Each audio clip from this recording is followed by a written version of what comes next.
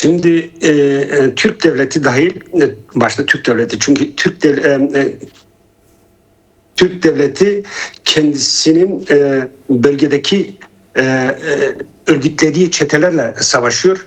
Kendisi farklı yöntemlerle Kürtlere karşı savaşıyor.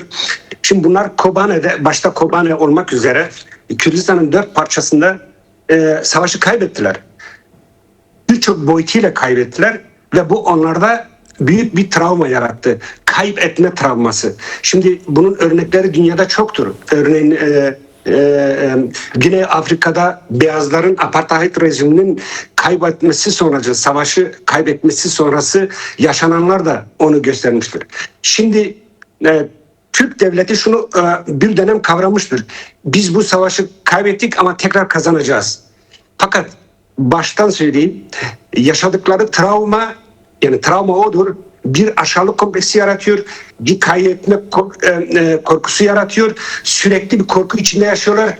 Yarın bölgede Kürtler büyük bir dinamik olacak, büyük bölgesel güç olacak. Bunun için Kürtlere saldırı plan ve projeleri o travmalarında, o psikolojik içselleştirilmiş aşağılık Kürtlere karşı olan anti-Kürt düşmanlığından yola çıkarak organize etmişlerdir. Bu savaşın yani bugün başlaması aslında bugün Kürtlere yönelik Rojava'daki saldırı bugün hazırlanmamış. Çok önceden planlanmış, projelenmiş. Zaten Türk devleti sürekli olarak söylüyordu.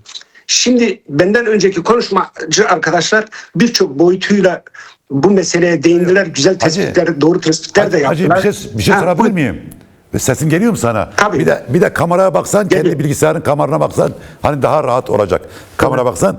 Şimdi tabii bu sürekli Kürtleri tehdit unsuru olarak görmek, kendi geleceğin bekan için bir tehdit unsuru olarak görüp ve bütün hikayeyi Kürtleri yok etmek üzerine kurgulamak, bu sadece bir sendrom olmaktan öteye geçer. Yani bu bir toplumsal hastalığa dönüşüyor mu? Yani toplum açısından, kendi toplum açısından bir hastalıklı bir durum yaratıyor mu? Sürekli ırkçılık, milliyetçilik, Kürtleri kötü göstermek, Ermenileri kötü göstermek, Yahudileri kötü göstermek, sürekli Türkiye'nin parçalanacağı, bölüneceğini kötü göstermek, sürekli Kürtleri tehdit unsuru göstermek bir toplum açısından nasıl bir sendroma, travmatik sonuçlara yol açıyor? Şimdi içte bir korku yaratma, bölünmüşlük, parçalanmışlık, sosyal sınıflar arasındaki farklılıklar, yani bugün Türkiye'de görülüyor zaten, adaletsizlik, farklı güçlere, gruplara yönelik saldırılar, bunun hukuki boyutuyla da olsun, farklı boyutlarıyla da olsun, içe yönelik şiddet sürekli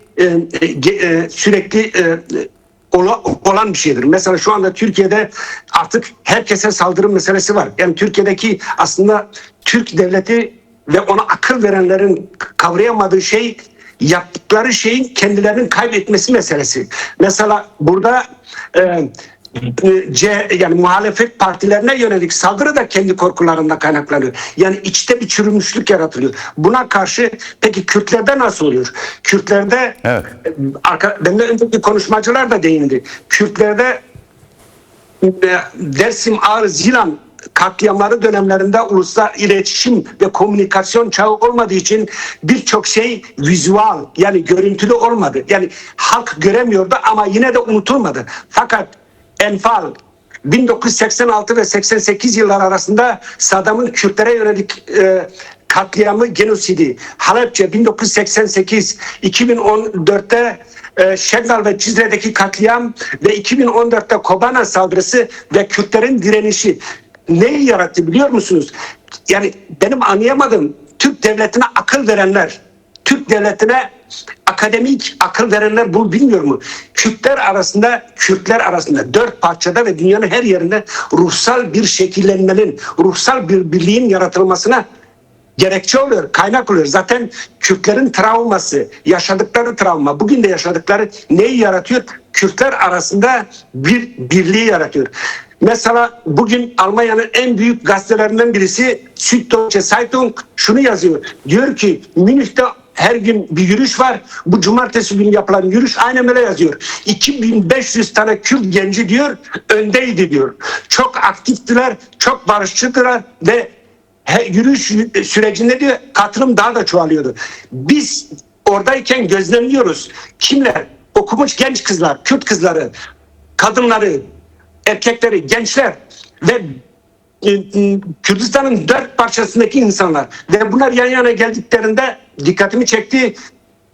Afrinli bir genç kız, Amudeli bir genç kız, Bitlisli bir genç kız, yani Kuzey Kürdistanlı bir genç kız, Süleymaniye'li Amudeli birbirlerinin saçlarını örüyorlardı Kürt renkleriyle ve yan yana gelmişlerdi, bir ulus ruhunu yaratıyorlardı. Türklerin kaybettiği moment burasıdır.